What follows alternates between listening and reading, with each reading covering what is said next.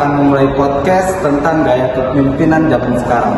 Jadi ada 3 hal yang ingin kita bahas, yaitu tentang perubahan gaya kepemimpinan, lalu kedua ada menjadi pemimpin yang adaptif, dan yang ketiga itu tentang gaya kepemimpinan yang berkelanjutan. Jadi pertama-tama kita akan membahas tentang gimana caranya menjadi pemimpin yang evolusi. Menurut kalian itu gimana tentang gaya kepemimpinan evolusi zaman sekarang? Kalau aku lihat tuh dulu pemimpin cenderung otoriter atau berbuat senang-senang. Jadi semua keputusan itu pengen dipegang sendiri. Tapi kalau sekarang lebih ke arah kerja bareng dan saling mengerti satu sama lain. Bener banget, apalagi teknologi sekarang ini makin maju. Makanya pemimpin harus mengambil keputusan yang lebih maju dan cepat. Setuju banget, soalnya sekarang pemimpin bukan cuma ngatur tapi juga bisa jadi fasilitator.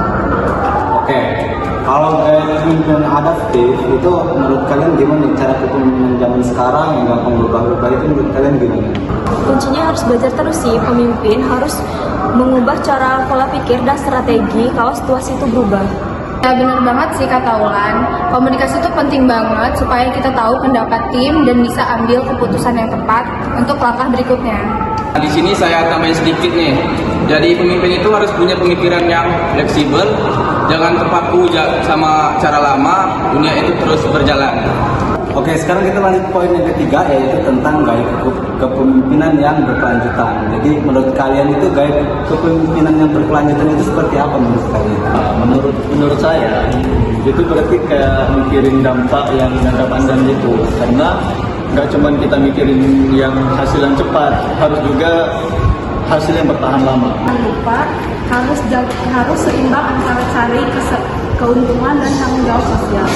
Ya, berarti selain itu kita juga harus mikirin kesehatan tim nggak sih? Karena kalau tim kita terlalu lelah gitu, itu juga nggak maksimal untuk berjalannya organisasi tersebut. Kalau diterapin di kehidupan sehari-hari ini, gaya kepemimpinan ini gimana ya menurut kalian itu ya? Penerapan kepemimpinan berkelanjutan dalam kehidupan sehari-hari bisa mulai dari membangun budaya kerja yang sehat dan inklusif. Selain itu, membuat suasana kerja yang terbuka dan tidak diskriminatif. Ya benar, pemimpin juga harus bisa menjaga keseimbangan hidup antara waktu kerja dan waktu pribadi, biar bisa mencontoh timnya. Ini untuk sesi terakhir ya, jadi kan dari tadi sudah kita bahas tentang gaya kepemimpinan modern saat ini kan. Jadi untuk kita ini kan untuk masa depan kan kita akan menjadi pemimpin ya. Jadi untuk kalian apa tips untuk gaya kepemimpinan dari kalian ini? Tips yang pertama itu jangan pernah untuk berhenti belajar karena dunia terus berkembang. Bener banget, buat tips yang kedua, jangan pernah takut ambil keputusan yang berbeda dari sebelumnya, karena dari situ kita bisa belajar dan jadi pemimpin yang baik.